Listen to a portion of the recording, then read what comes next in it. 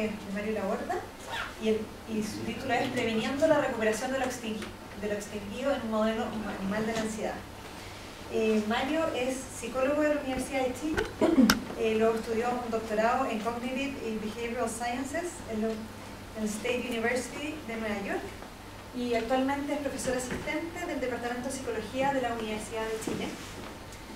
Va a comentar Vanessa, que está aquí con nosotros, también psicóloga de la Universidad de Chile. Luego hizo un magíster en psicología clínica acá en la Universidad Católica y actualmente es candidata del doctorado en psicoterapia que se hace en conjunto la Universidad Católica, la Universidad de Chile y la Universidad de Heidelberg. Y ambos trabajan en la línea de neurociencia en la Universidad de Chile. Neurociencia y esa parte es muy importante.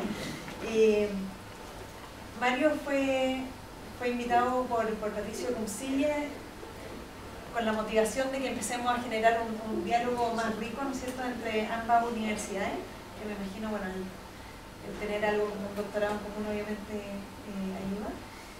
Estamos muy agradecidos de que esté acá. Hay varios profesores del área de neurociencias que se disculparon por no poder estar, y yo sé que había interés y no pudieron venir, pero estamos muy interesados en escuchar todos los detalles. Bueno, buenas tardes, mi nombre es Mario. Bueno, agradezco por supuesto la invitación, fue muy interesante, y lo que dice Patricio tiene el interés de que empecemos un poco a relacionarnos las escuelas, que es algo que no ha pasado mucho tiempo de una forma más estable, y yo pensó que esto podía ser un inicio, ¿no es cierto?, de estas relaciones.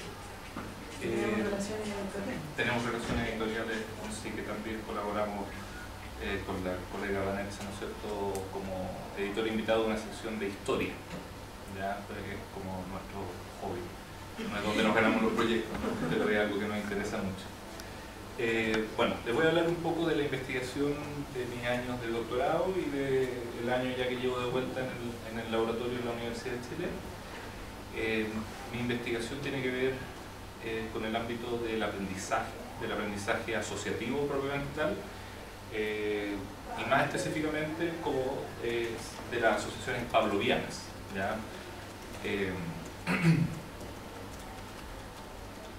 El conocimiento pavloviano dista bastante de lo que se piensa, ¿no es cierto?, comúnmente de él. Uno piensa de inmediato en los estudios de Pavlov, ¿no es cierto?, de reflejos que se pueden condicionar, estímulos neutros como sonidos, si se parean con comida, provocan salivación en un perro, por ejemplo, en el caso de Pavlov, que antes no lo provocaba.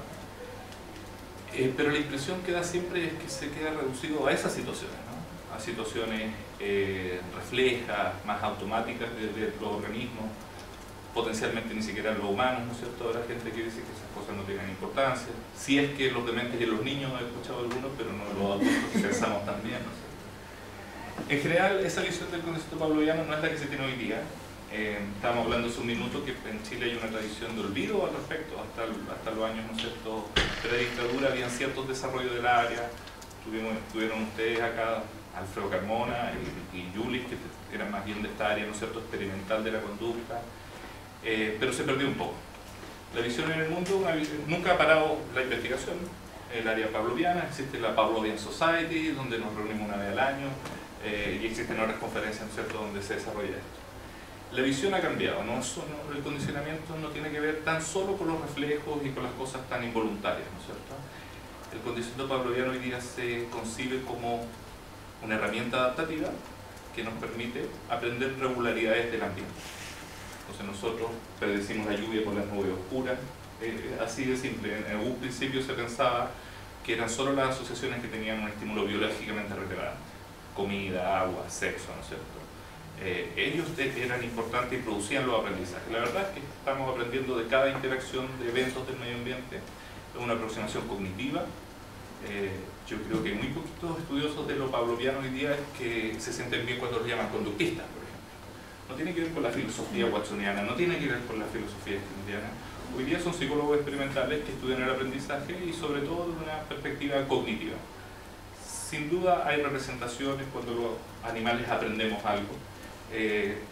Entramos en los mismos problemas de lo cognitivo, ¿no es cierto?, cómo definir bien esas representaciones, pero mucho del comportamiento animal humano y no humano,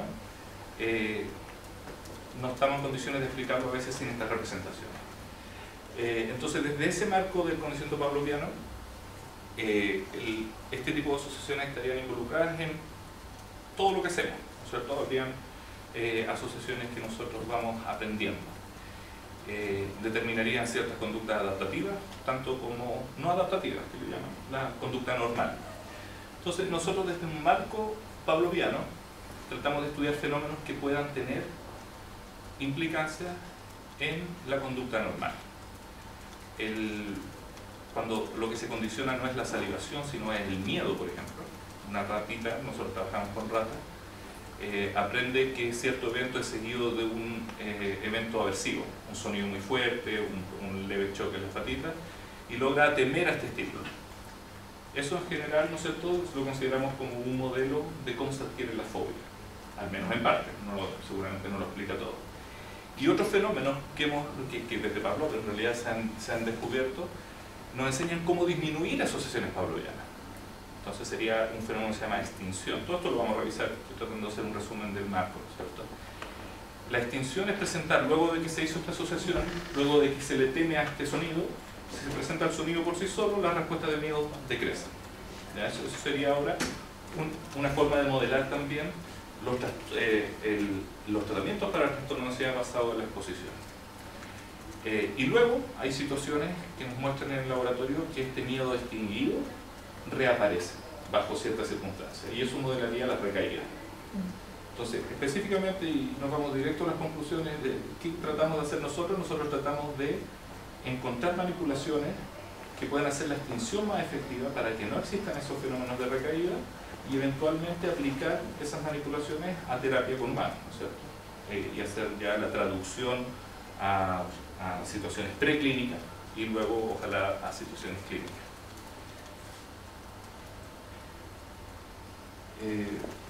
Bueno, el miedo se expresa, ¿no es cierto? Esto tiene que ver con patrones conductuales cuando dependientes de la inminencia de una amenaza. Pensemos todavía no solamente en los humanos, sino que en todos los animales.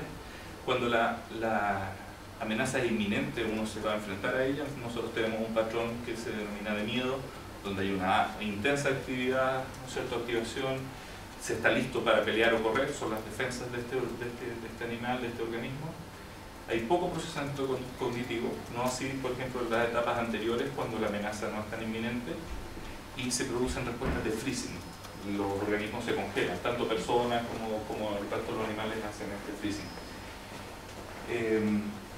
Entonces, a nivel conductual, el miedo, ¿no es cierto?, se genera cuando nos encontramos con estímulos amenazantes, porque la historia evolutiva nos dice que son amenazantes, o porque hemos aprendido que son amenazantes.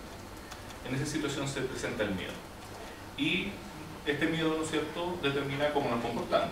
Si vamos a evitar la situación, si vamos a pelear, si vamos a atacar, si vamos a arrancar.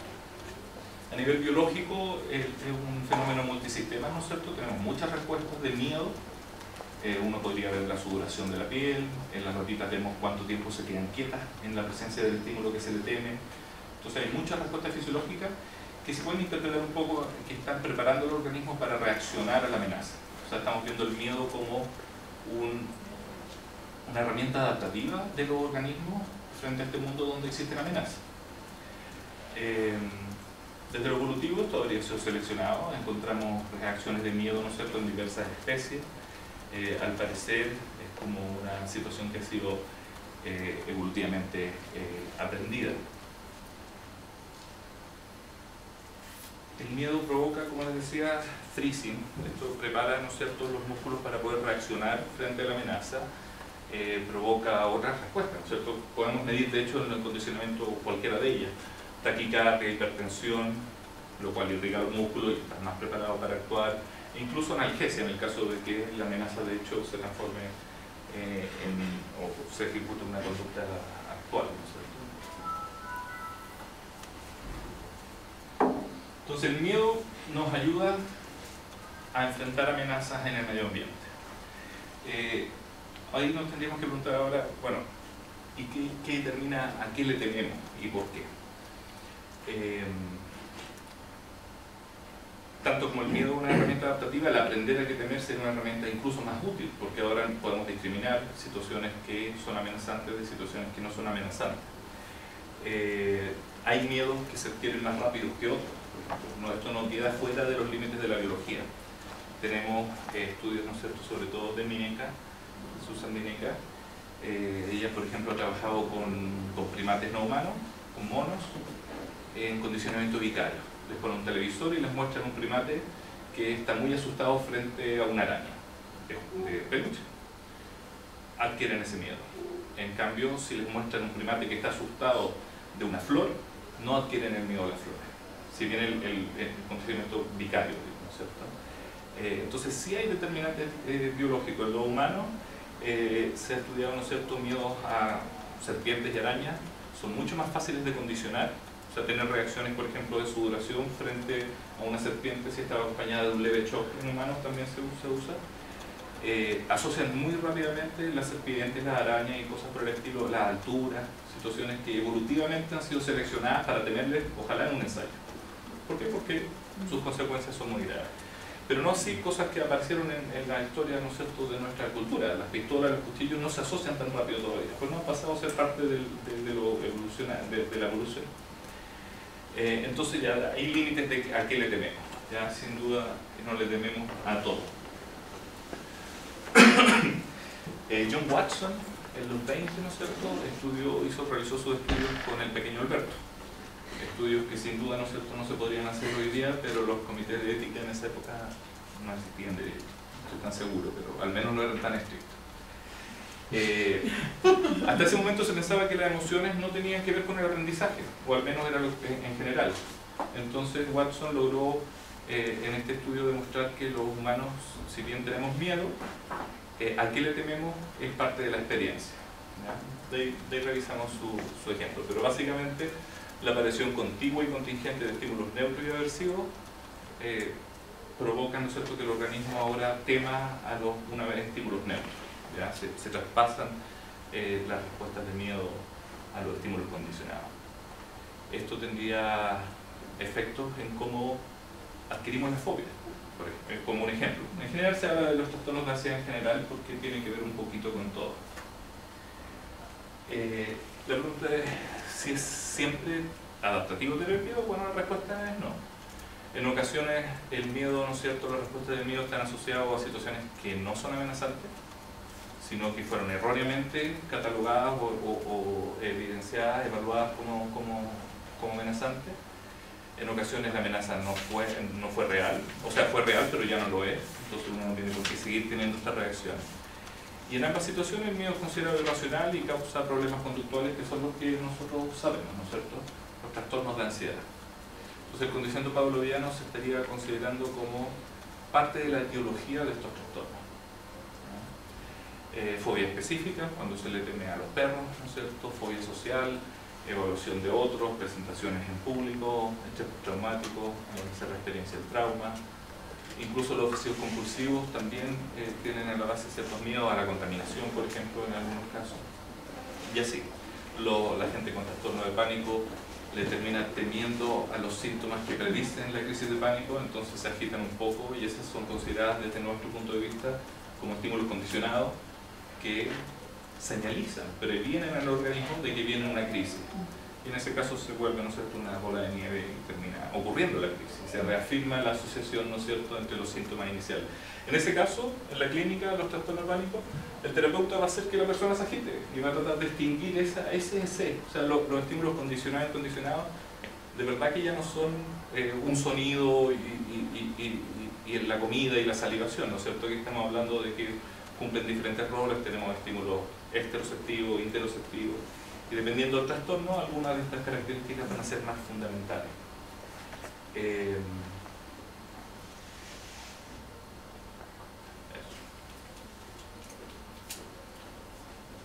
¿Cómo se explica entonces esto desde la posición asociativa más pavloviana? El estudio de Watson fue pionero en esto, ¿no es cierto? El primero evaluó las reacciones del pequeño Alberto a diferentes estímulos: fuego, una rata, un conejo, una máscara, una chaqueta, Y la respuesta, sin duda, ante todos los estímulos fue aproximación. O sea, teníamos un bebé cómodo en la situación, porque además era hijo de una enfermera, así que no, estaba muy cómodo en la situación, y que no temía esta situación. Él parió 7 golpes, ¿no es cierto?, en un bong a las espaldas de Alberto con la presencia de la rata. Entonces le presentó una rata y asustó al niño con un sonido fuerte. Luego de esos 7 ensayos, el niño ahora lo testearon con todos los estímulos y ahora, en vez de aproximarse a la rata, se alejaba, lloraba. Se ven, hay videos, ¿no es cierto? Se ve como las reacciones de miedo del niño. Y peor aún, eso se generalizó al conejo, a un perro, a un mono, a la chaqueta, a todo lo que era peludo, parece, hubo una generalización. Así que Alberto tenía ahora bastantes miedos. Para Watson, probablemente como otros casos de fobia, son realmente reacciones condicionadas emocionales. ¿Ya? Ese es el modelo más simple. El miedo se adquiere por variaciones, de algo aversivo con algo neutro. Hoy día un poquito diferente, pero esto sigue estando la base. Hoy día se considera como parte de la etiología de los trastornos de ansiedad, situaciones donde se evidenció el trauma. Mario, ¿qué edad tenía Alberto? 7 meses, 11 meses.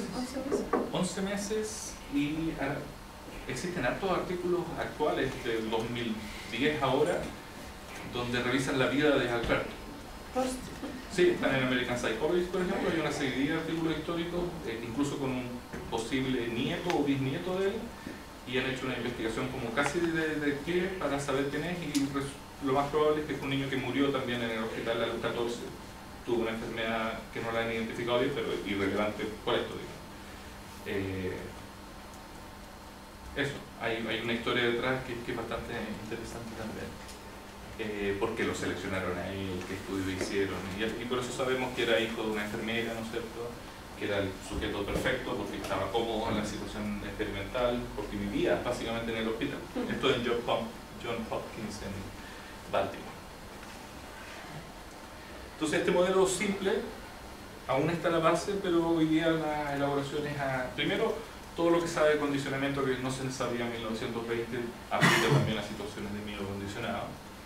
Y hoy día se integran factores como diferencias individuales, factores de personalidad y más variables evolutivas y biológicas que limitan lo que se teme.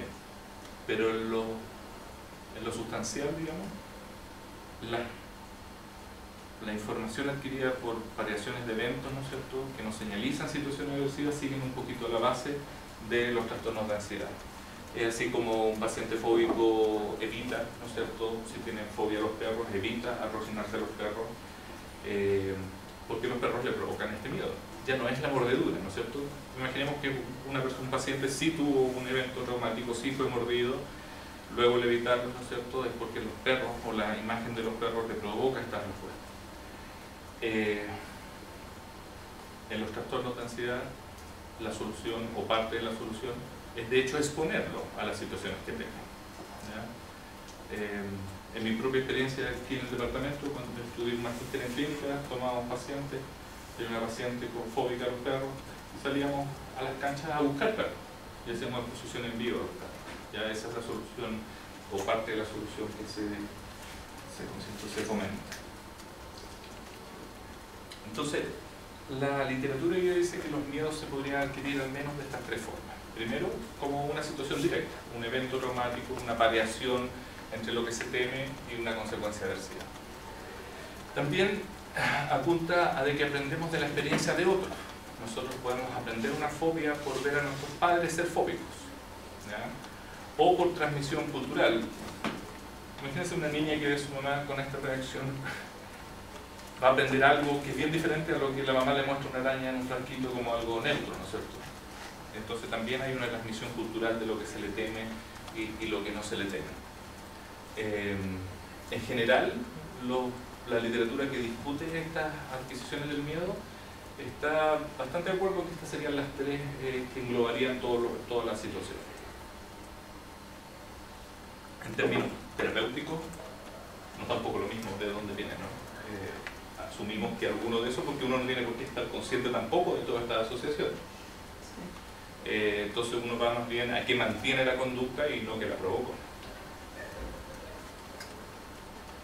La buena noticia es que existen tratamientos, ¿no es cierto? Existen tratamientos que, según, ¿no es cierto?, las líneas de investigación de terapia basada en la evidencia, dicen que es lo más efectivo.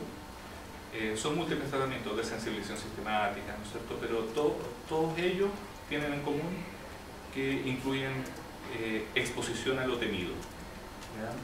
La exposición esta puede ser sistemática, puede ser de sensaciones corporales, como decía, en el trastorno de pánico, contaminación, catástrofe, puede ser en vivo, imaginaria, puede ser ahora en virtual, que le llaman, ¿no es cierto?, a lo virtual. Muchos de los trabajos, de hecho, que nosotros realizamos con animales no humanos, hay una línea paralela que se realiza con humanos y se estudia miedo condicionado, y muchos de ellos también ocupan estas técnicas, ¿no es cierto?, de realidad virtual para realizar la exposición.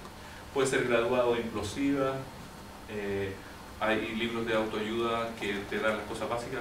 Hay una primera aproximación que puede ser el paciente por sí mismo exponerse, se utilizan para profesionales a veces, un pariente, ¿no es cierto?, que pueda utilizar, porque se enfatiza mucho el setting terapéutico, no es la consulta por 45 minutos a la semana, ¿no? Es más amplio que eso. Y puede ser con el terapeuta, con relajación, sin relajación, con técnicas cognitivas, sin técnicas cognitivas. Una pregunta, el que sea graduado o inclusivo, ¿tiene que ver en general con cosas prácticas? ¿O también depende del miedo? Inclusivo quiere decir de golpe, ¿no es cierto?, todo junto. Al fóbico, los perros, lo ponemos cerca de perros de inmediato. Graduado quiere decir que vamos a jerarquizar situaciones que no son tan elicitadoras de miedo y ir superándolas una a una hasta que lleguemos a lo más temido. En la práctica las dos funcionan. Yo no he visto estudios que digan que una es importantemente superior a la otra, ni mucho menos. Son cosas prácticas de lo que uno realiza con el paciente. Casi todas estas cosas. Por ejemplo, lo en vivo, hacer exposición en vivo, en el caso que les contaba a mi paciente aquí mismo, era evidentemente algo bastante simple. Hay perros que están acostumbrados a la gente, que están aquí todo el día. Aquí menos que en otras facultades, pero hay, y se podía hacer esto de manera bastante segura. Tampoco no estábamos cerca del perro al principio, sino el perro terminó durmiendo entre nosotros conversando del perro, ¿no? En imaginación puede ser ideal para ciertos casos. Otra paciente acá no lograba, tuvimos que hacerlo en vivo porque no lograba imaginar. Si bien crea la imagen, no tiene reacciones emocionales frente a la imagen, entonces ahí uno determina en vivo. Y así. Y lo mismo con lo graduado o implosivo. Si el paciente muestra, ¿no es cierto?, mucha reticencia, se opta por lo graduado. Quizás se puede avanzar un poco más con lo implosivo, pero es caso a caso. Sí. Donald Lewis creó lo implosivo y fue un boom por un tiempo, pero hoy día no creo que se ocupe mucho. Ni aquí, bueno, aquí menos, pero en el resto del mundo tampoco. No hay muchos artículos de Gun Implosion en el título hoy en día. Bueno, son los mejores tratamientos que se han identificado para los trastornos de ansiedad. La lista no es solo esta, pero son de los más mejor evaluados. Luego de los tratamientos basados en la evidencia, hay una línea de investigación que trató de buscar principios basados en la evidencia. O sea, ¿qué tienen todas estas cosas en común que generan el cambio? En general, aquí está la exposición, ¿no es cierto? Y en términos ya más de aprendizaje asociativo, es el fenómeno de la extinción. Cuando nosotros pareamos dos eventos, se aprende una asociación, adquisición, una luz y un shock, ¿no es cierto? Se aprende a temerle a la luz, y ahora se presentó la luz por sí sola muchas veces en un procedimiento de extinción, y eso provocaría la respuesta de la conducta. Lamentablemente no sirve para todos, y como todo tratamiento, cierto, aún así el más efectivo no funciona para todos, y a veces también hay recaídas en los que funcionan. Y se han identificado situaciones que provocan las recaídas. En general, las recaídas ocurren, es bastante evidente, pero es bueno tenerlo claro fuera de la consulta, ¿no es cierto?, en un contexto diferente de donde se hizo el tratamiento, y luego de un paso del tiempo. Esos dos fenómenos de cambios contextuales y del paso del tiempo también se estudian en lo pavloviano. Entonces con eso, se lo voy a explicar en un minuto, pero tenemos preparaciones que simulan la recaída. ¿Ya?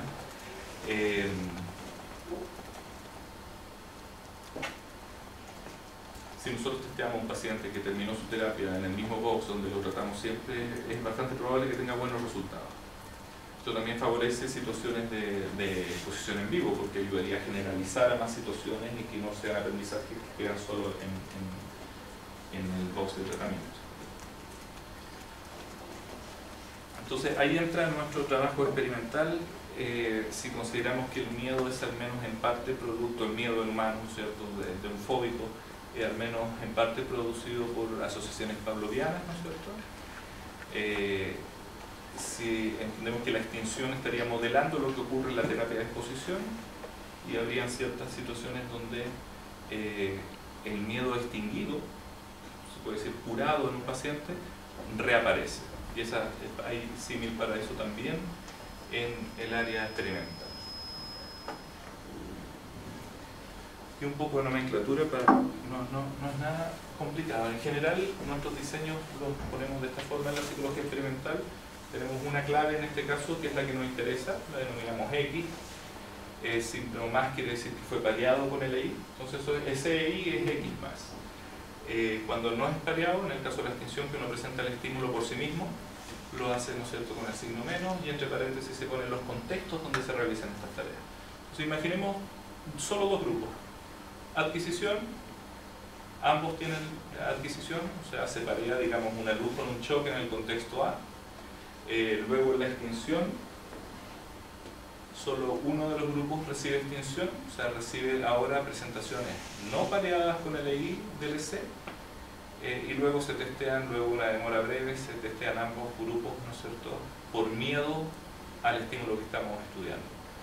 El que tuvo adquisición y no extinción tiene mucha respuesta condicionada, tiene mucho miedo, que sería esto que está pasando acá, ¿no es cierto? Y en el grupo de extinción, estos ensayos logran disminuir la respuesta condicionada o eliminarla, que sería lo que pasa cuando se presenta la luz sin el shock, y es el fenómeno de extinción. Y esto se hace con miedo condicionado, con parpadeo en humano, parpadeo en conejo. Son dos fenómenos que aparecen en todos los paradigmas pavlovianos, aparecen estos fenómenos, ¿no es cierto? Aversión al sabor, ¿no es cierto? Creamos una asociación a esa salsa del espagueti que comí ayer, si hoy enfermo, ¿no es cierto?, sería una asociación pavloviana. Luego, si expongo solo al sabor muchas veces, el malestar disminuye y se elimina, cumplen las mismas lógicas. Entonces, nosotros diríamos que esta fase está simulando la adquisición de una fobia, para ponerlo en términos más clínicos. Esta fase estaría simulando el tratamiento, y esto sería la evaluación del post-tratamiento. Entonces, si testeamos brevemente después del tratamiento en el mismo contexto de tratamiento, vamos a tener muy buenos resultados de la terapia. Pero eso no siempre es así. Sería ideal pensar que la extinción lo que hace es borrar, ¿no es cierto?, un desaprendizaje del trauma, de lo que se adquirió en la fase de adquisición. Al parecer eso no es correcto. La evidencia biológica nos dice que hay procesos celulares que ocurren durante la fase de extinción, que también ocurren cuando uno aprende cualquier cosa. Entonces pareciera ser que la extinción es un nuevo aprendizaje más que un desaprendizaje de lo anterior. Entonces ahora tenemos, de la adquisición tenemos una clave, este X, una luz, que tiene una asociación con ser seguida del shock y con no ser seguida del shock por la luz. Entonces ahora el EC es ambiguo. En la evidencia comportamental esto también se ve en diversos fenómenos. Por ejemplo, renovación. Si hacemos extinción en contexto B y testeamos fuera del contexto B, hay una recuperación. Eso se le denomina renovación y podría ser un modelo, ¿no es cierto?, de la recaída. Lo mismo pasa... Ay, perdón. No sé. Sí, apreté el botón.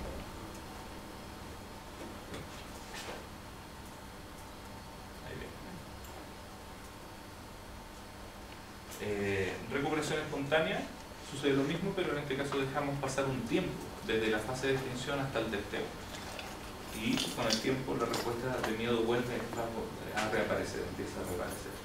Son dos fenómenos que estudió Pavlov, por ejemplo, en 1997. Tomemos otros como ejemplo porque tienen más que ver con nuestra investigación. Como yo les decía, aquí vamos a comparar grupos que tienen extinción donde la adquisición ocurre en A, extinción en B y testeo en B, ya lo vimos en la figura anterior, muy buena extinción. Sin embargo, si hacemos lo mismo, pero ahora en el testeo volvemos al contexto de adquisición, tenemos una recaída. Se llama renovación ADA. ¿Ya? Pero incluso cuando testeamos en un tercer contexto nuevo, también hay recaída. Incluso cuando la adquisición y la extinción ocurren en el mismo contexto, si testeamos fuera de ese contexto, también hay un poco de recaída. Entonces parece que lo que se aprende en la extinción es sumamente específico al contexto de extinción. Esas son terribles noticias para la terapia de exposición. O sea, se pueden mejorar muy bien llevándolo al extremo en la sala, ¿no es cierto?, de tratamiento, pero hay situaciones, ¿no es cierto?, donde potencialmente los pacientes van a recaer. Empíricamente, entonces, la renovación sería un fenómeno que ocurre, una recuperación de lo extinguido por un cambio contextual luego de la extinción. El otro fenómeno era la recuperación espontánea. Aquí tenemos lo mismo, todos los grupos tienen adquisición en el contexto A, extinción en el B y testeo también en el B, en el contexto de extinción. Cuando la demora es breve, un día, digamos, entre la extinción y el testeo, tenemos muy buenos resultados, muy baja respuesta de miedo. Sin embargo, 14 días, 21 días son suficientes para que eso vuelva a aparecer. O sea, parece que no solo lo que aprendemos es dependiente del contexto físico, pero al parecer también se le llama el contexto temporal. ¿Ya? Entonces las recaídas podrían suceder bajo esta misma circunstancia en la psicología clínica. Entonces la recuperación espontánea sería una recuperación debido al paso del tiempo, que algunos han denominado cambio en el contexto temporal. Recientemente se ha intentado, y intentamos también, hacer que estos dos modelos de la recaída fueran aún más fuertes, que se evidenciaran más recaída todavía. Y tratamos de sumar los efectos de la recuperación espontánea con los efectos de la renovación. ¿Por qué hicimos esto? Por dos razones.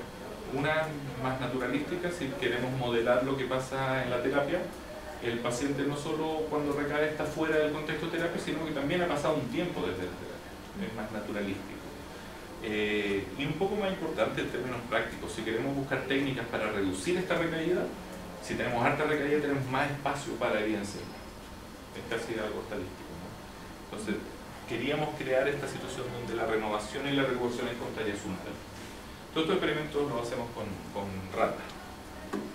Y eso hicimos, ¿no es cierto?, un estudio donde pusimos adquisición igual para todos, extinción igual para todos. Sin embargo, hay un grupo de renovación que es testeado fuera del contexto de extinción y hay recaída. La misma recaída ocurre cuando testeamos en el mismo contexto, pero luego de una demora de la extinción, recuperación espontánea, y cuando sumamos a la demora el cambio contextual, tenemos aún más respuesta condicionada. En muchas partes, y conversamos a un inicio con Pablo, el condicionamiento está bien fuera del área clínica, ¿no? Son procesos básicos que estudian los psicólogos experimentales.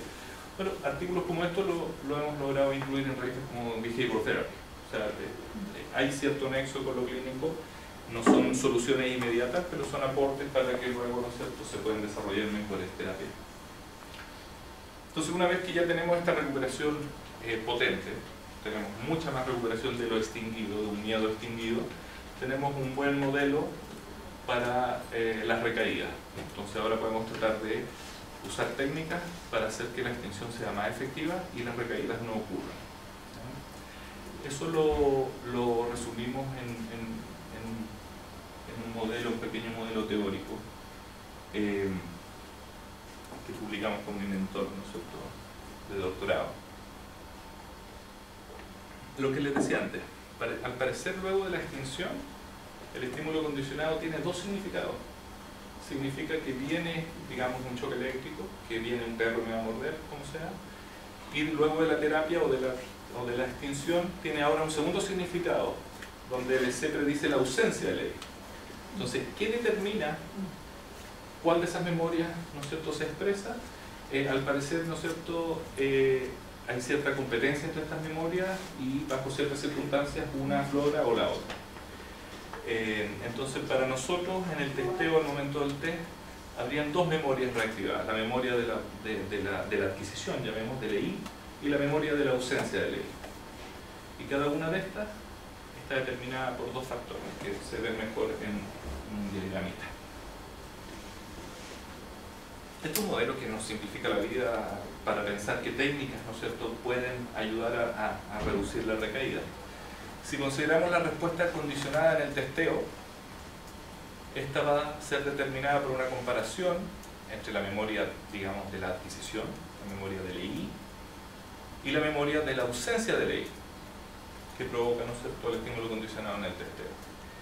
Y cada una de estas estaría determinada, aquí en el caso de la memoria de LI, estaría determinada por la fuerza de la asociación SEI, que tantos ensayos, por ejemplo, se usaron ahí. Mientras más ensayos, más fuerte va a ser esta memoria, y qué tantas características o claves facilitadoras de la adquisición, de lo que se hizo la adquisición, están presentes en el momento del test.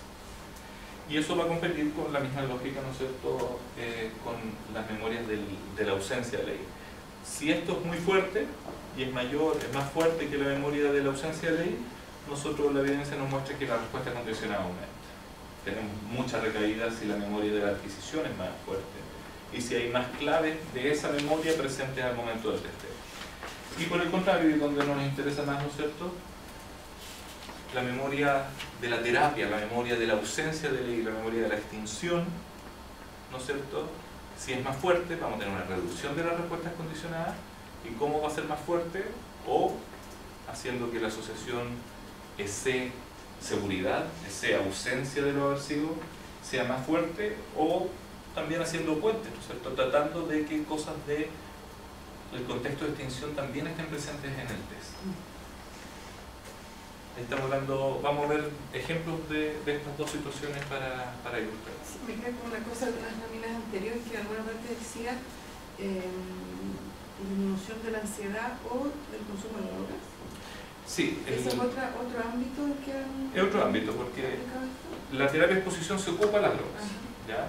No tiene tan buenos resultados como la ansiedad. Entonces para ello es importante también esto de hacer mejor la terapia de exposición. En el caso de la ansiedad es fundamental la exposición.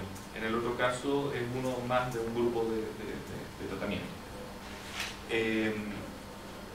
Hoy día no voy a presentar datos de drogas, pero hacemos cosas similares con tolerancia al alcohol, ¿ya? Y eso es parte del decir que estamos realizando ahora. Entonces, algunas de las técnicas que hemos encontrado que disminuyen la recaída del miedo, las estamos testeando ahora si disminuyen la extinción de la tolerancia, la recaída en la tolerancia. Y el fenómeno, o sea, la manipulación es lo mismo, hacemos una variación entre un sonido con el efecto del alcohol en inyecciones intraperitoneales, las ratitas se vuelven tolerantes, ¿cierto?, que en presencia de la luz solamente, ahora la misma dosis ya no le hace el mismo efecto. ¿Ya? Y si testeamos fuera de la luz, se embriagan nuevamente. Entonces hay algo pavloviano ahí también, y también estudiamos la extinción y la recuperación. Eso es parte de ahora, digamos. En algunas técnicas pueden ser más interesantes para eso, en otras más interesantes para el miedo, pero está incluido.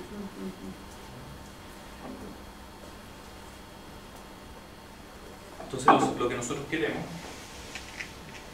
encontrar manipulaciones que nos permitan disminuir la recaída.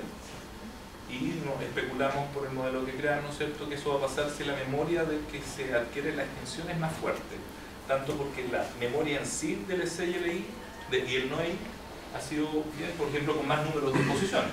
Las técnicas pueden ser tan simples como esas. O facilitando que existan más claves de lo que pasó en terapia cuando en la posible situación de recaída. ¿Ya? Y eso también se puede hacer de forma, según hemos encontrado, bastante simple. Vamos a ver ejemplos de cada una de esas, pero veamos ejemplos de cómo se puede fortalecer el SLI y la asociación C-NOEI, la memoria del NOEI, la memoria de la extinción, la memoria de la terapia. Denniston y colaboradores hicieron la primera y más obvia manipulación. ¿Qué pasa si aumentamos el número de ensayos? Es la extinción, ¿no es cierto?, que ya es efectiva con un cierto número. Mejor si ponemos más ensayos de extinción. Entonces tiene la adquisición de un miedo condicionado en el contexto A, luego tiene la extinción en el contexto B, con pocos ensayos y con muchos ensayos. No quise ser más específico, un poco irrelevante porque es muy dependiente de la preparación también. Si testeamos los sujetos que recibieron pocos ensayos de exposición o extinción, en el contexto de extinción tenemos buena extinción. Esta es una escala de miedo. ¿Cuánto se demoran en beber las ratas frente al estímulo que temen cuando están sedientas? Eso es lo que me digo. Entonces se demoran mucho, o sea, muy poco, perdón, porque no tienen miedo. La extinción fue efectiva, sobre todo porque testeamos en el contexto de la extinción, ya lo sabemos. Si testeamos en vez de eso en un contexto neutro, en un tercer contexto, tenemos ya la reaparición del miedo. Entonces nuestro tratamiento fue efectivo solo en el contexto donde lo hicimos. Sin embargo, si aumentamos en este otro grupo a muchos los ensayos, nosotros tenemos una reducción de las recaídas. Entonces aquí ya tenemos, ¿no es cierto?, una manipulación que logra prevenir la renovación ABC en este caso en particular. ¿Cómo definen los contextos? Los contextos, en el área no hay un libro entero, pero es básicamente lo que rodea a los sujetos experimentales. En estos casos nosotros manipulamos, son cajas de Skinner, ¿ya? Si tenemos que crear 3 contextos, por ejemplo, en este caso, tenemos cajas de diferentes formas. Hay unas cajas que son en forma de B, por ejemplo, son muy diferentes. Estar parado dentro de esa caja, que es una caja cuadrada, se utilizan olores, textura en el piso.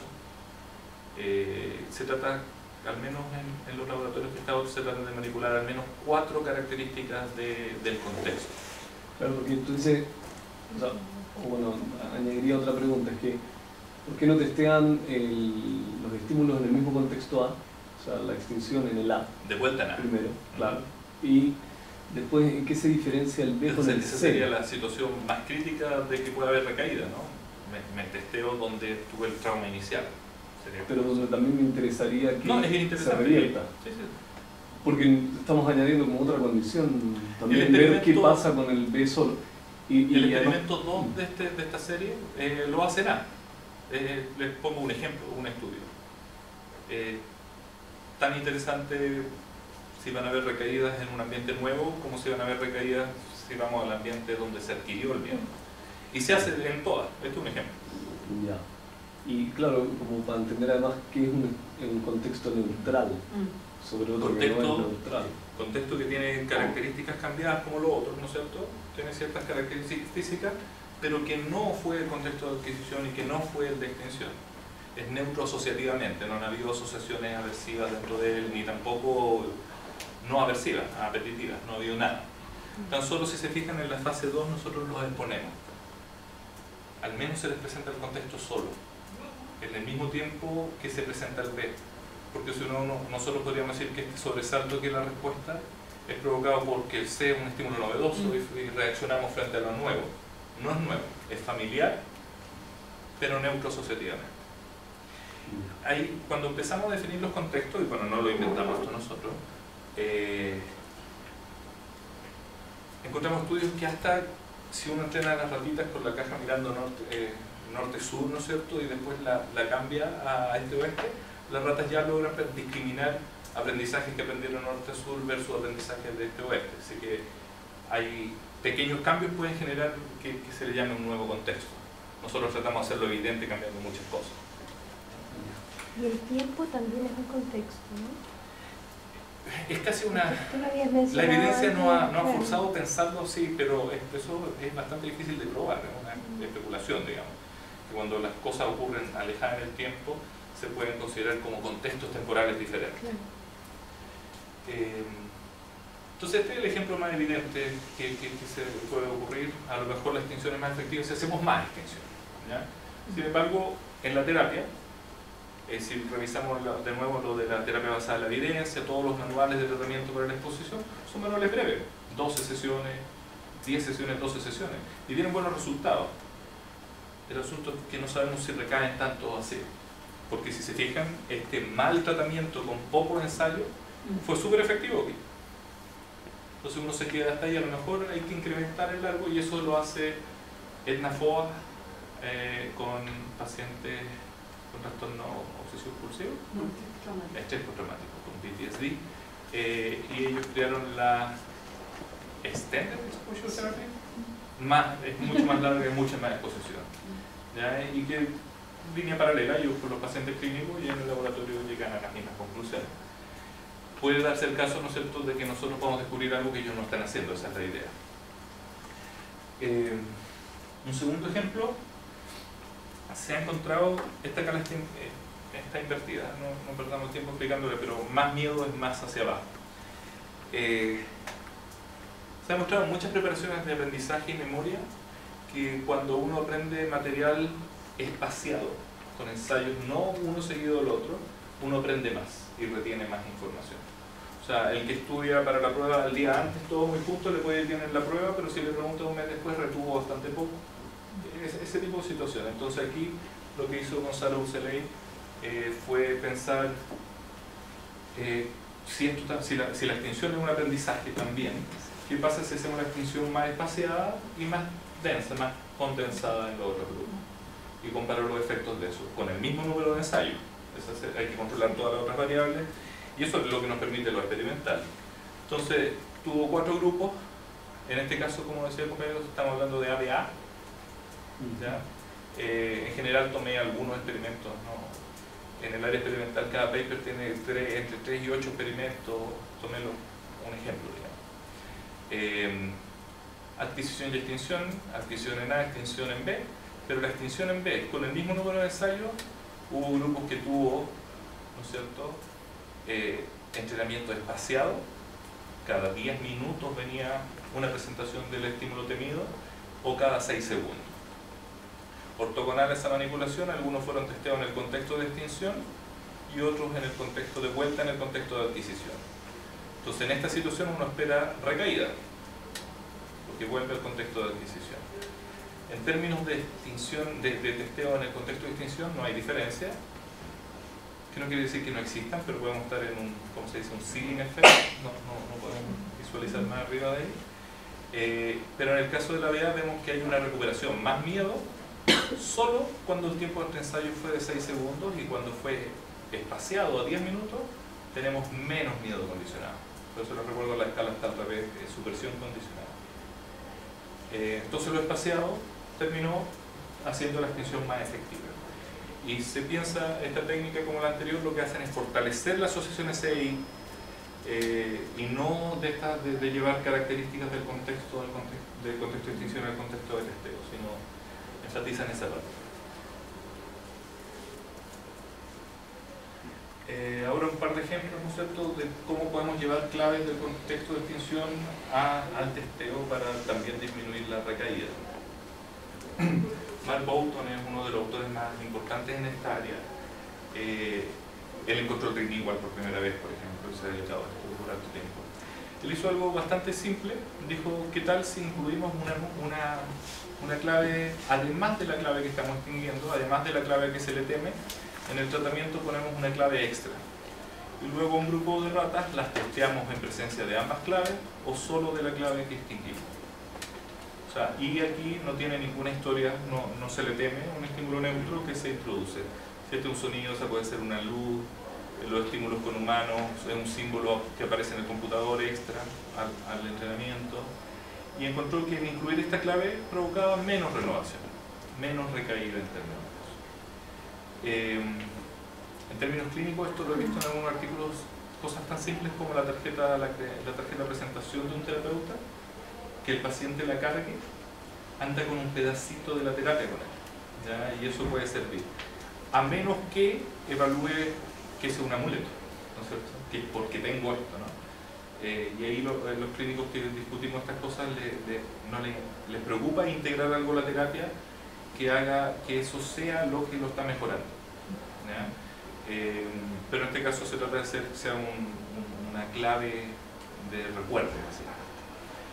En términos prácticos, por ejemplo, esta técnica, el 2002 la Collins y Brandon tomaron los chicos en la universidad estatal donde yo estudiaba y evaluó quiénes eran bebedores sociales pero altos, digamos, de alto consumo. Y vieron sus reacciones frente a latas de cerveza, al olor de cerveza y cosas por el estilo, y vieron que ellos tenían cravings, tenían reacciones, ¿no es cierto?, de que necesitaban el alcohol al presentar las claves. Lo sometió a extinción, entonces les presentó estas claves muchas veces sin que ellos pudieran beber. Y algunos lo hicieron con un lápiz, con plumas y un tablero fluorescente, y otros lo hicieron con un lápiz común y corriente. Los que tuvieron, no, en realidad todos lo hicieron con las plumas y con lo llamativo. Los que fueron testeados en las mismas condiciones no recayeron en un formato de Renewal, y los que estuvieron ahora con un lápiz, ¿no es cierto?, simple, sin haberles dicho qué significa y explicarles nada, ¿no es cierto?, ellos recayeron, ellos tenían de nuevo los recaídas. Fóbicos sociales lo hemos intentado 2 veces fallando, yo una y Krasken en la UCLA otra, pero yo diría que en general es una técnica que funciona, ¿ya? Puede ser algo que en nuestras muestras de fóbicos sociales no hicimos bien. Y entonces esta sería una técnica como que crea un puente entre el contexto de tratamiento y el contexto de testeo y crea ciertos beneficios. Una segunda forma, y que a mí me parece más interesante, es realizar la terapia o la extinción no en un contexto. ¿Qué tal si usamos 3 contextos? El mismo número de ensayos de extinción en 2 grupos, pero en uno todos ocurren en un contexto y se les pone al mismo tiempo por cosas de control experimental a los otros, pero la extinción ocurre solo en uno, y en otro dividimos 1/3 de esos ensayos en cada uno de los 3 contextos. Luego al testear, esto es como tener terapia en 3 situaciones diferentes, y eso en términos clínicos puede incluir terapeutas diferentes, salas diferentes, edificios diferentes. Cuando lo hicimos con fluidos sociales manipulábamos todo eso. Como testeamos fuera de los contextos de extinción, deberíamos esperar recaída, y la recaída la encontramos, pero solo cuando la extinción fue en un contexto, y fue mucho menor cuando la extinción fue en 3 contextos. Entonces esta es también una técnica simple que podría hacernos que... Aquí especulamos que lo que pasa es que al tener 3 contextos hay más claves potenciales que se parezcan a claves presentadas en el testeo que cuando se hace en comparación con solo uno. Entonces esto podría ayudarnos a la generalización de lo que se logra en terapia. También del laboratorio. Ahorita, si puedes cerrarlo para Sí. que vamos. Vamos a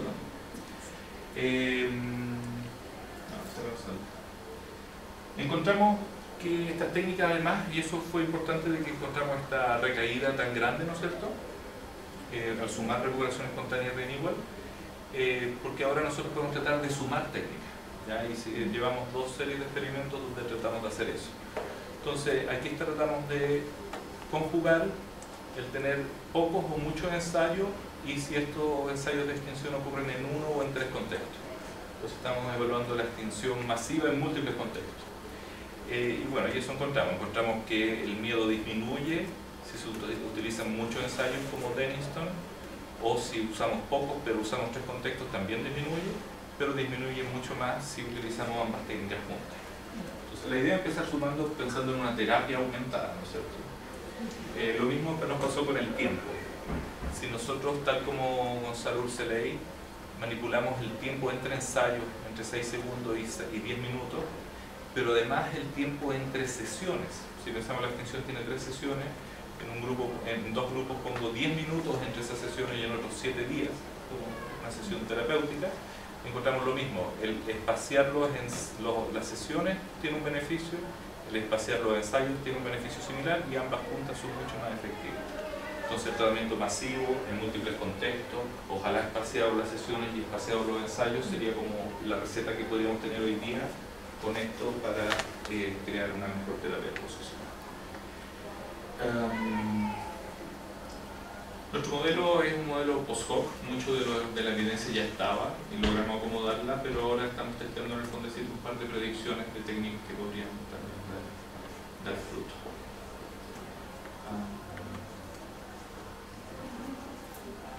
Bueno, eso, estamos en camino, nos interesa la investigación translacional, ojalá esto llegue también esa fue una opción, nosotros podíamos publicar estos artículos en revistas de psicología experimental sin problema, porque se trata de eso, pero las pusimos casi siempre en revistas clínicas tratando de generar una discusión con los terapeutas conductuales y un cambio en la terapia de exposición. Esa es la más efectiva. Eso, muchas gracias.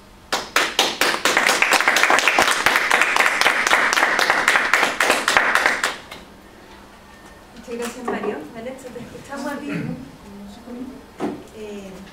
¿Más hace mucho? No. Tenemos como 10 minutos. Ya.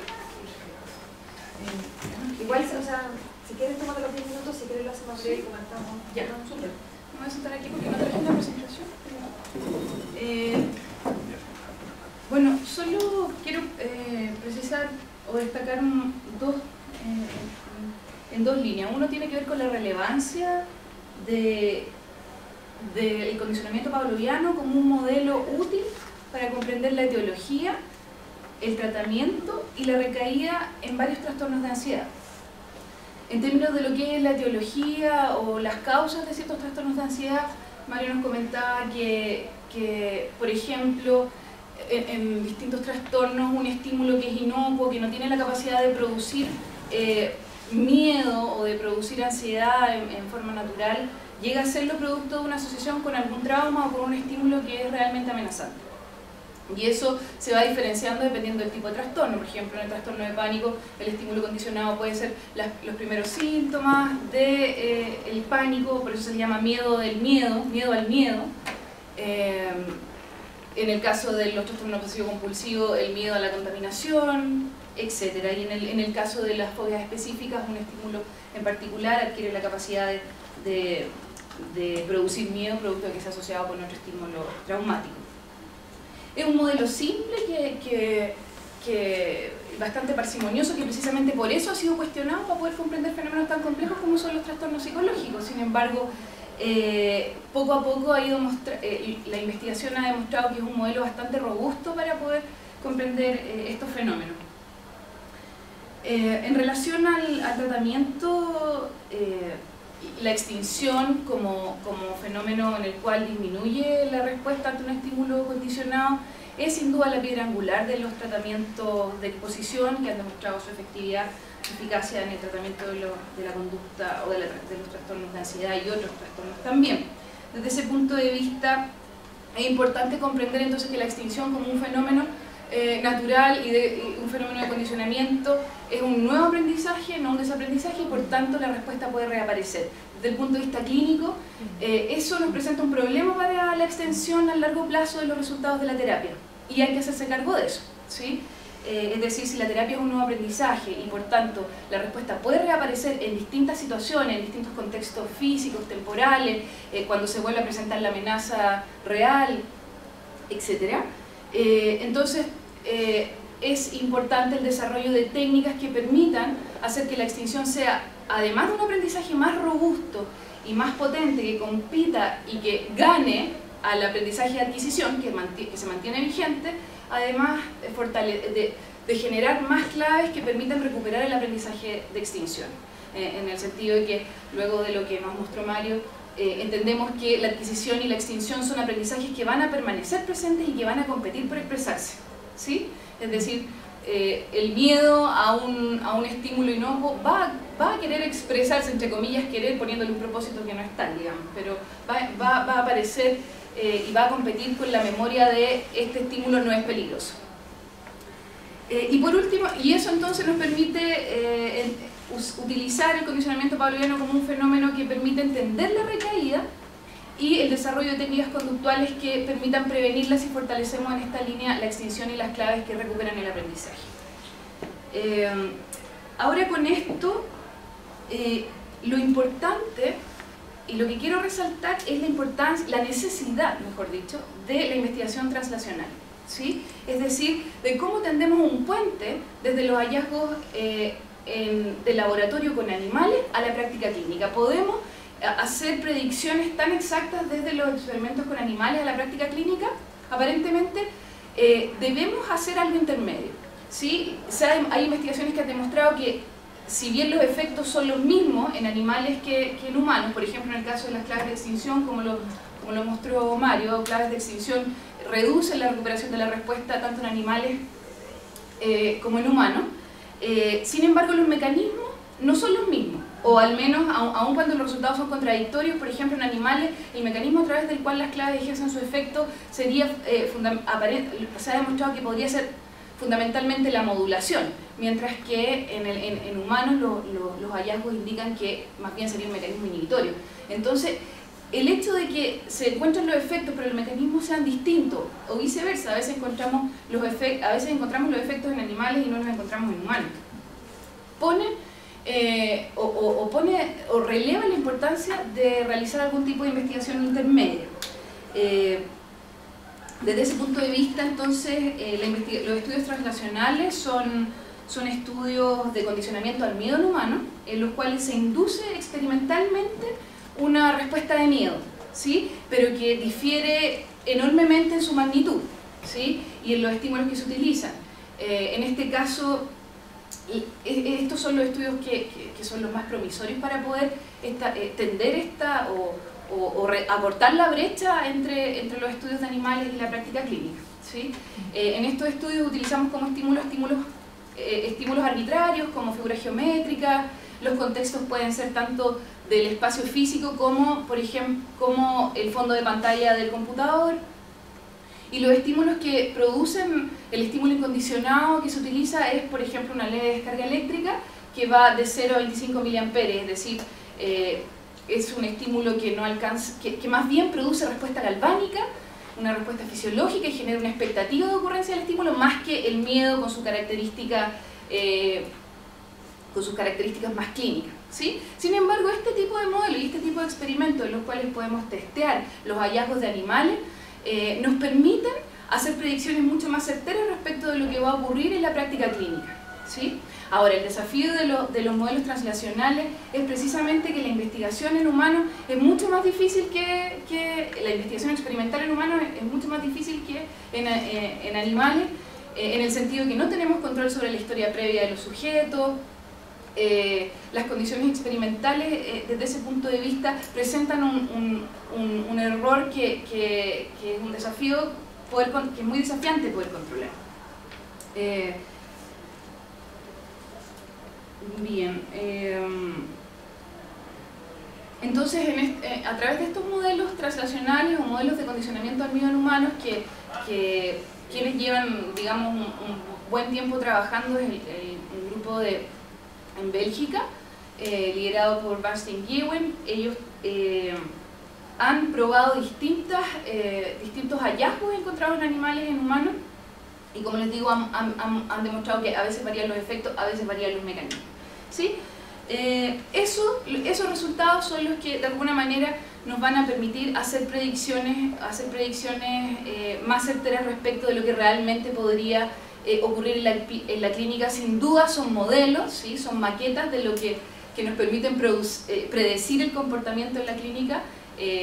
También puede variar lo que ocurre en la clínica, pero nos acercan y tienden y acortan esta brecha. Tengo una pregunta para cualquiera de los dos.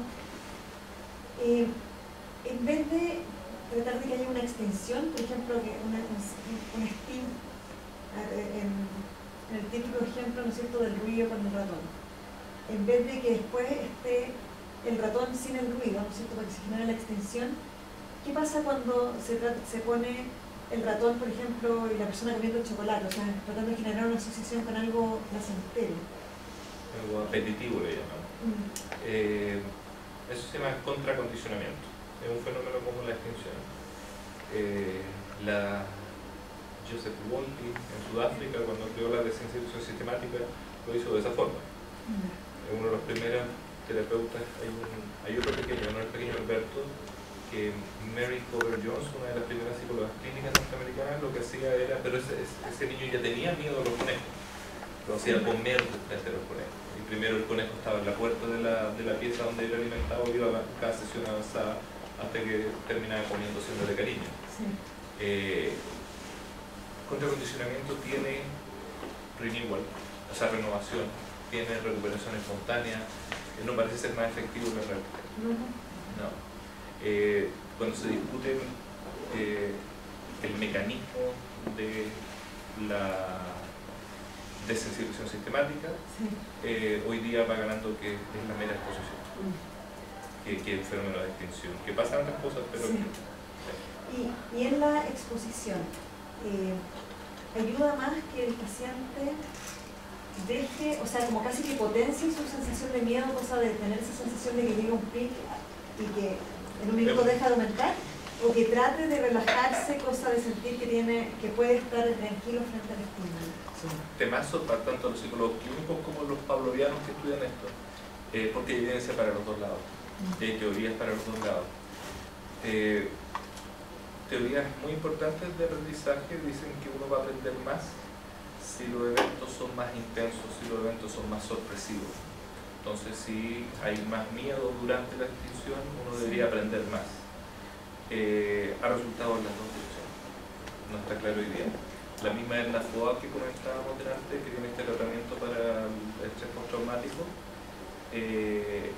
ella, su teoría dice que para curar, ¿no es cierto?, se tiene que reactivar esta memoria y se tiene que vivir esta memoria, y en la práctica a veces cuando lo testea aparece, a veces no aparece, igual funciona.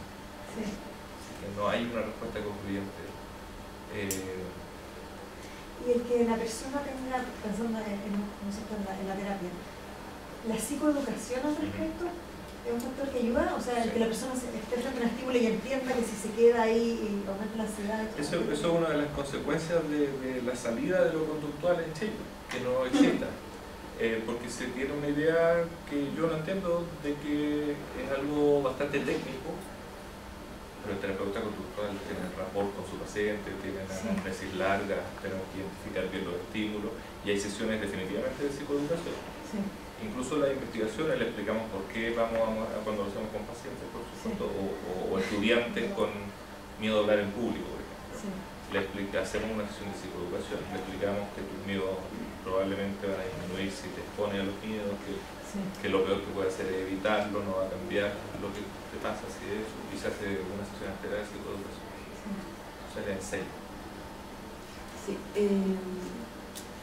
Yo trabajo con otros miedos que Sí. como desde las cosas de los traumas psicosociales, entonces como que escuché esto y también como por los temas de memoria, ¿no? Como, ¿saben desde dónde? Pero entonces varias cosas que me surgieron. Respecto a lo que la Vane planteaba al final, ¿no? Como desde cómo hacer esta brecha, ¿no? Estudios experimentales con animales, estudios experimentales con humanos. Y tú hablabas de como de los desafíos importantes en este trabajo, ¿no? Yo sé que ustedes llevan bastante tiempo. Y ponías como ejemplo cómo hacer con la historia previa de los participantes. Mario en algún minuto dijo que, o así lo quería entender yo, ¿no?, que el origen del miedo no es tan importante. Entonces, ¿cuáles son otros desafíos que han encontrado en poder ir cruzando de esta brecha de los estudios experimentales con animales para llevárselo al ámbito de la psicoterapia? Eso como, ¿qué otros, aparte de la historia? Y otras cosas que me gustaría que si algo pueden decir, sé que no queda tanto tiempo, lo que Mario concluía, ¿no? Como que han tratado de poner estas investigaciones de ustedes en la discusión en diálogo con terapeutas, con clínicos. Entonces ahí era como más de cómo les ha ido, ¿no? Y con cuáles clínicos, desde qué corriente, como cuáles han sido los que ustedes creen que son como más receptivos a eso.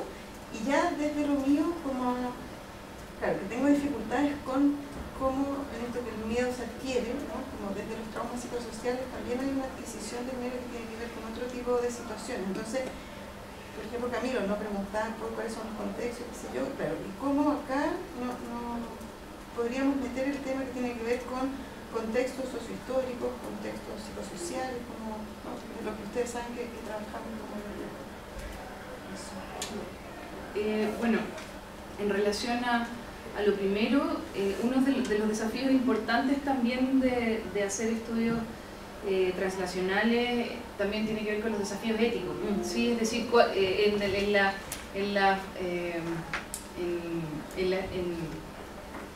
el pequeño margen que tenemos entre producir miedo a nivel experimental y producir un miedo patológico, ¿sí? Que uno puede manejarlo muy bien experimentalmente debido a la intensidad de los estímulos y la característica de esto y la relevancia que estos puedan tener en la vida cotidiana de los sujetos. Sin embargo, no deja de ser un tema complejo la provocación del miedo o generar adquisición de miedo condicionado en humanos. Eso ha sido un desafío con el cual hemos tenido que lidiar también en relación al establecimiento de este tipo de investigación. En relación al segundo punto que era... ¿cuál era el segundo? ¿Cómo les ha ido con los...? En relación al tema de los clínicos, claramente conversamos mucho más con quienes adhieren a una postura en relación a lo que es la práctica basada en la evidencia, ¿sí? Porque cuando uno plantea estos estudios y como aún no hay, ha sido difícil acortar esta brecha entre lo animal y lo humano y lo clínico, fundamentalmente para muchos lo que hacemos en el laboratorio parece algo esotérico, ¿sí? Que no tiene ninguna relación con lo que ocurre en la práctica clínica, sobre todo por la fenomenología de los trastornos, ¿sí? Es decir, cómo un modelo tan simple puede ser un modelo explicativo para un fenómeno, por ejemplo, donde no estamos hablando solo de la fobia de un perro, sino de todo el significado que conlleva este perro que produce miedo, por ejemplo. Entonces, ese es una limitante. Todavía falta investigación que permita demostrar que este sí es un modelo que es bastante aplicable en estos tres elementos: etiología, tratamiento y recaída. Pero si uno piensa en esto que mencionó Mario, la idea de los principios basados en la evidencia, si uno tiene el principio que es simplemente, que es la extinción, por ejemplo, que es exponer al sujeto al estímulo que fue asociado con el trauma, entonces uno puede ajustar ese principio, tal como lo dice la práctica basada en la evidencia, a las características del paciente y a la experticia del clínico, y desarrollar dentro de la práctica clínica un modelo de tratamiento o probar una técnica que les permita reducir, por ejemplo, la ansiedad. En relación a lo último que planteaba, a lo que es trauma psicosocial, en mi opinión, yo creo que el modelo nos presenta donde nosotros utilizamos estímulos que son arbitrarios, que son muy reducidos, son una luz, un tono, un triángulo. Vuelvo entonces a esta idea del principio. Es el principio que sirve para poder explicar fenómenos mucho más complejos, pero entendiendo que los estímulos en la vida real no son arbitrarios, son estímulos que tienen asociaciones previas y que eso va a afectar la asociación, la extinción y la recaída, ¿sí? Y que los estímulos ya no están formados por una unidad, sino que muchas veces son configuraciones de estímulos, ¿sí?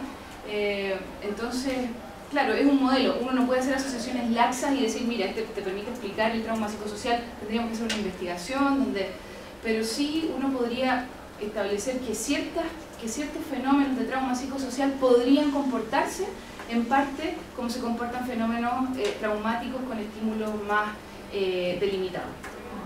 Predicciones solamente, por ahora. Y estos clínicos que atienden más a lo que son de distintas corrientes, o en general no solo comparten el principio de basarse en su práctica en la evidencia, sino que además comparten otro tipo de cosas.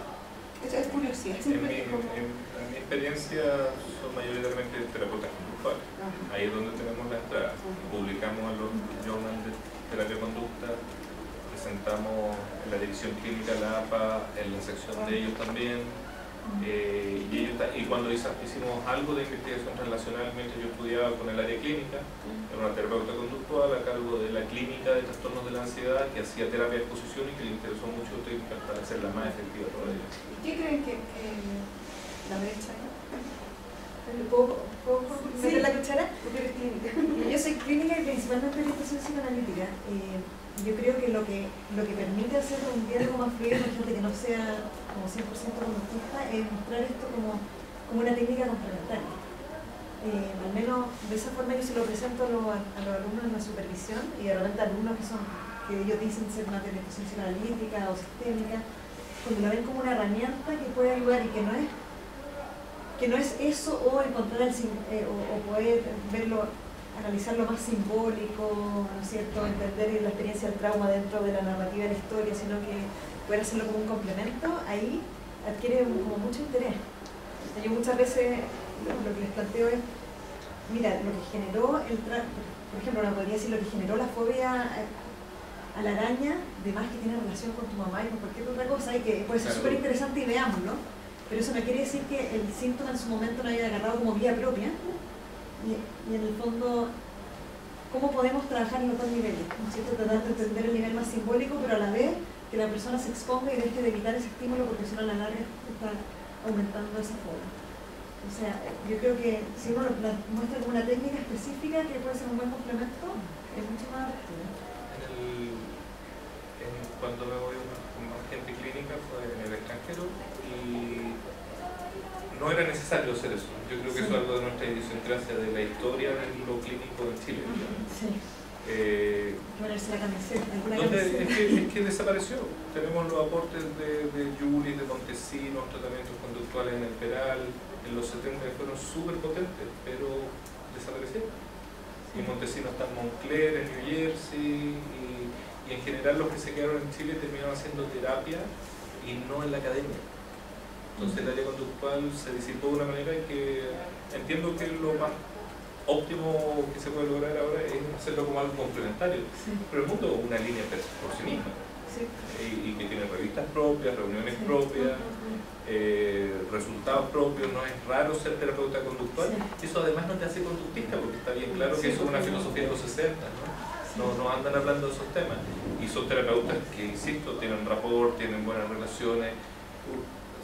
Rubén Ardila, por ejemplo, estaba formando en Colombia un doctorado en clínica, parece, o un magíster. Sus colegas, me contaba él, ¿no es cierto? Sus colegas lo miraban horrible por ser un experimentalista que ahora se le ocurría tratar a la gente, entonces no agarró nada mejor que tomar un avión a Sudáfrica y formarse como terapeuta con Wolpe. Y aprende con Wolpe la técnica y después empieza a tomar pacientes ahí. Él aprendió lo que se le puede explicar a la gente, solo la técnica.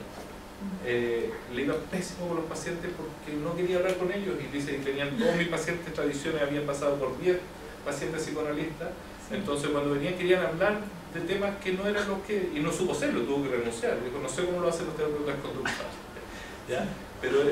Pero un terapeuta conductual que lo hace a diario es un terapeuta y un clínico como cualquier otro y se preocupa de las mismas cosas, lo que pasa es que tiene ciertas técnicas que estima como más efectivas por la evidencia. Ahora, también yo creo que hay un sesgo relacional a plantear lo conductual desde el conductismo, primero.